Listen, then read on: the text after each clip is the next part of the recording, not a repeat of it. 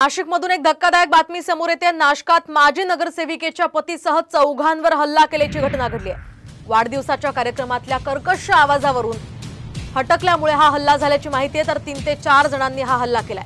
दरम्यान हल्लेखोरांना थांबवण्यासाठी गेलेले अन्य 3 जण सुद्धा जखमी झालेत। याच प्रकरणी 2 हल्लेखोरांना ताब्यात घेण्यात आलंय। तर हल्ला झालेले नितीन खरजूल हे माजी नगरसेविका जयश्री खरजूल यांचे पती असल्याचं कळत आहे। आपण पाहतोय नाशकात सध्या गुन्हेगारी प्रचंड वाढलेली आहे आणि आता पुन्हा एकदा तशीच एक घटना समोर आलेली आहे।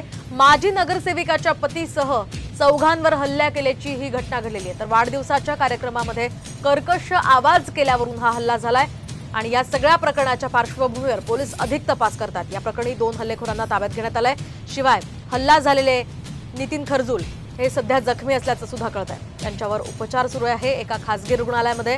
पोलिसांचा वचक आता राहिलाय की नाही अशीच परिस्थिती सध्या सगळीकडे पाहायला मिळते। त्यामुळे पोलिसांनी लवकरात लवकर या संदर्भातल्या उपाययोजना कारवाया करणं गरजेचं आहे।